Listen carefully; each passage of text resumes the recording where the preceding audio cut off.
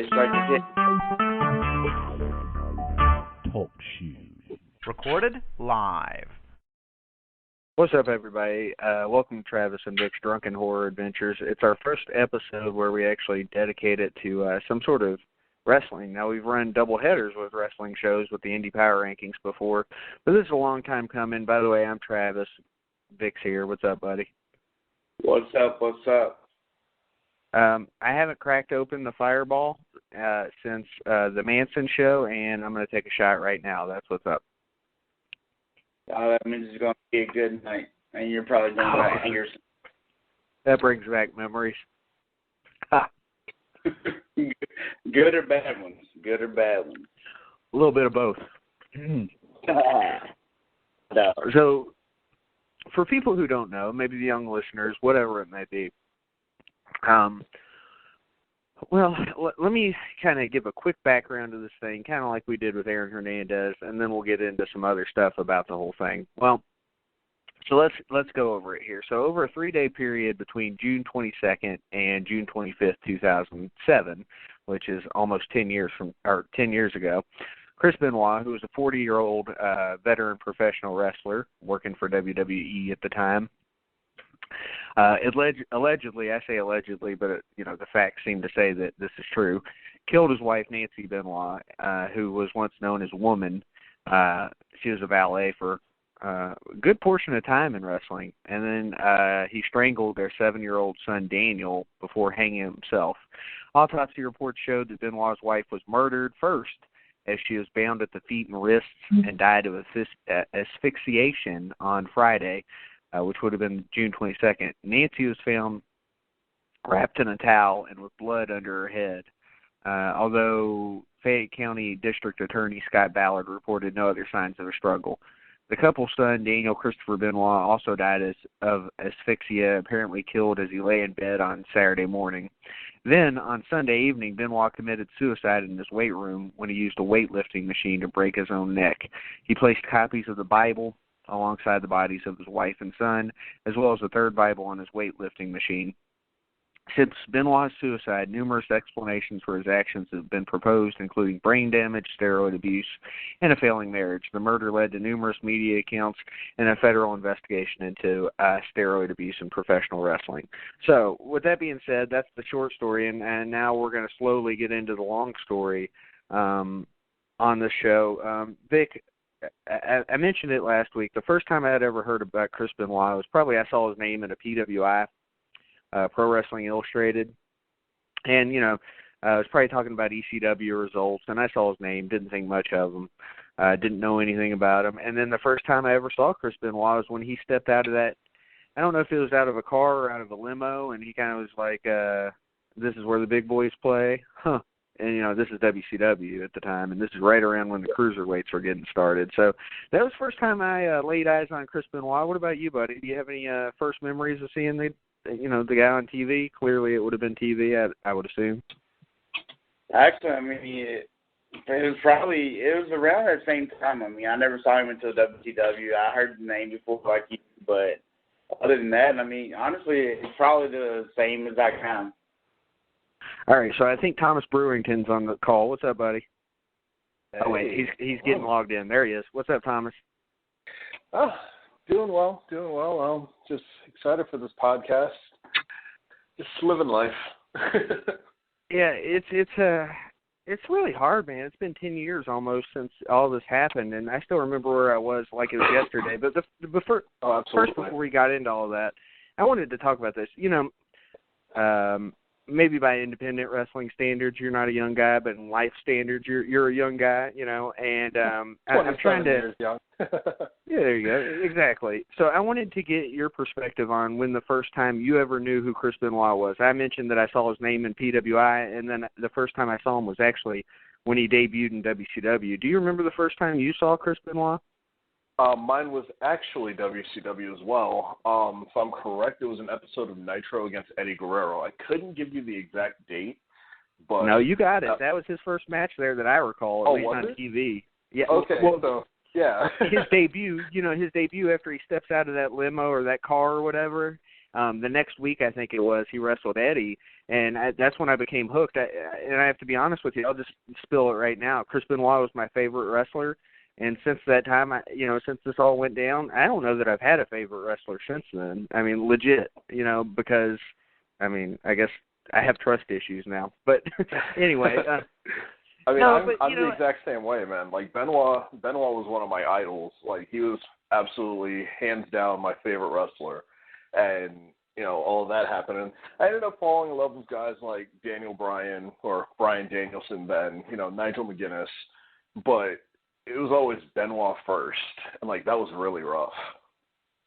Yeah, and I think, well, okay, and Zodiac's on the call now, and I believe Jer's on the call, and Congo Kong, I believe, is on the call. So we got all sorts of people on the call now.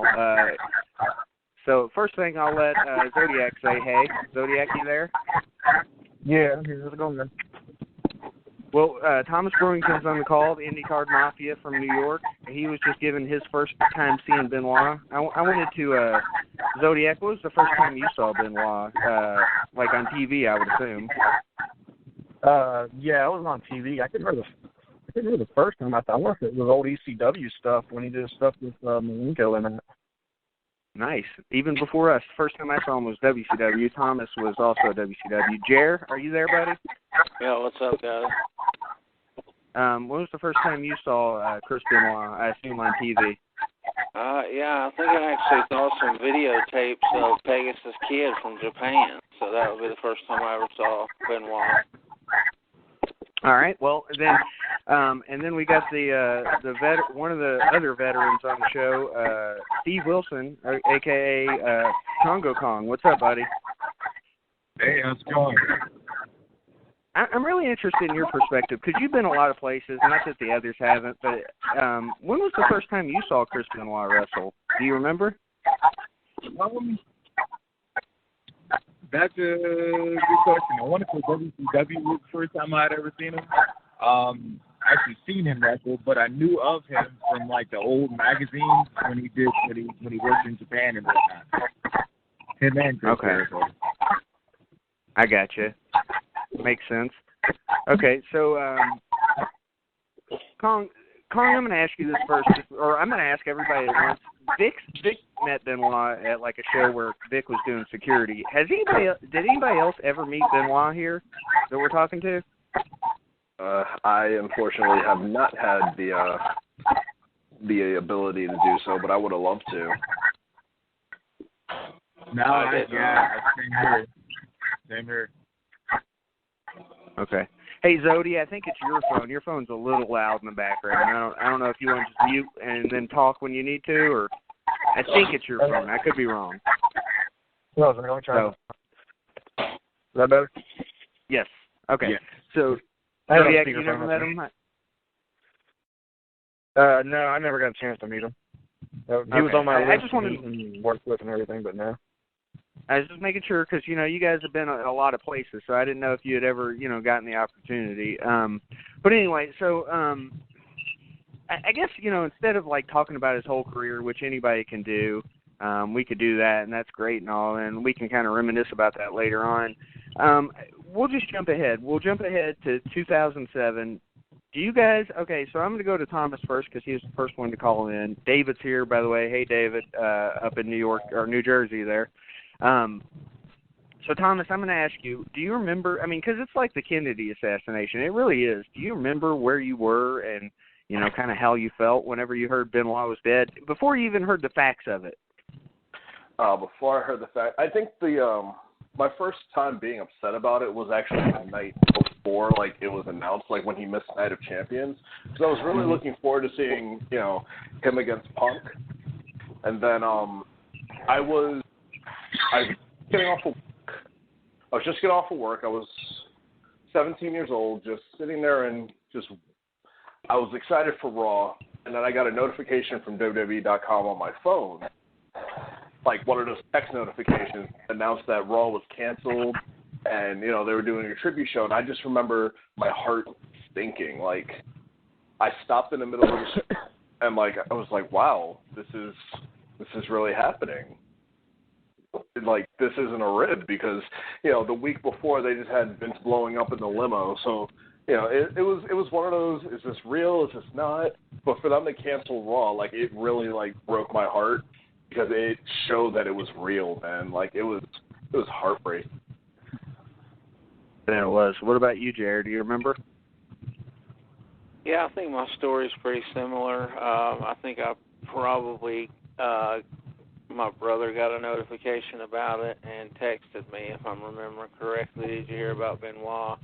Because obviously we had watched Night of Champions like most everybody else on this show right now, and, we're expecting, as he said, Punk Benoit, and then when it didn't happen, things started kind of coming through the cracks, and you're like, well, did this happen? Did this happen? And so I guess it kind of came through the grapevine, and the whole Raw thing was crazy, and with the Vince McMahon angle that they did just the week before was just made it even more crazy. And then, of course, when the real truth came out and everybody started throwing their 2 cents in, it just became huge. Yeah. Okay, Zodiac, you next, sir. Do you remember where you were?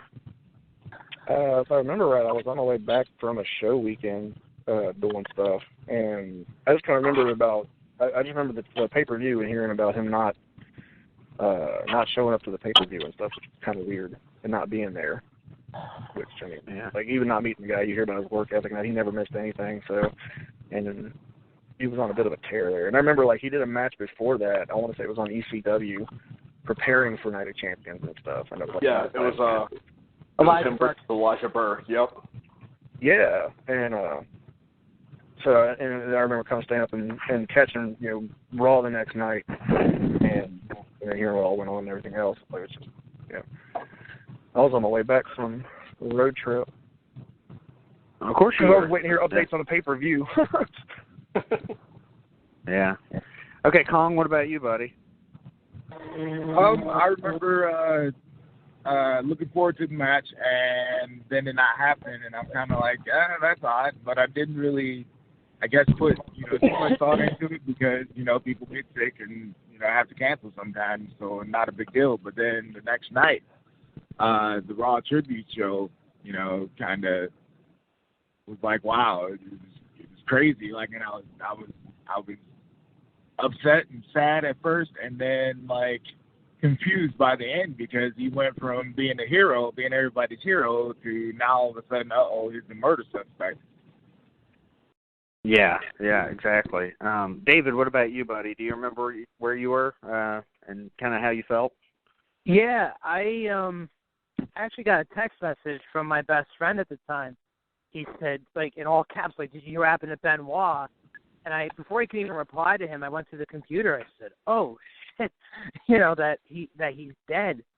And I just remember feeling like, oh, my God, like, Guerrero died, Benoit died, and each of those deaths brought me back to when Owen Hart passed away, and the same feeling that I felt then, like, just, the mere mortality of these wrestlers that go out there and they do their thing. And, then you find out more of the circumstances. Like, I was refreshing my WrestleZone page every, 5 seconds to see if there was a new update. I was checking every website that I could get a hold of to see. And then the fact that they canceled Raw for that was incredible, due to the circumstances of the passing. And then I just remember, because I didn't even watch the Night of Champions pay-per-view because my friend was telling me, wow, Benoit didn't show up or didn't wrestle. I'm like, oh, okay, well, that's kind of strange. But I didn't think anything of it. Obviously, I don't think any of us really did at the time other than, my God, that's odd. But then I just remember the next night on ECW, or I think it was ECW, when McMahon showed up again, was just like, we had our tribute, and now from here on out, there is no mention of the name Chris Benoit ever again. And, and it's just like, even then, it made zero sense. It's like, what the hell happened? And even to this day, 10 years later, it's just like, you can't wrap your mind around the act of what happened, Yeah, exactly. I just remember at the time, I was kind of turned off the WWE. I had taken a break from it for a while, and I've done this from time to time, but I was still a huge Chris Benoit fan. I mean, like I said, he was my favorite wrestler before all this happened. I think Brittany Wonder's here, too. Hey, Brittany, do you remember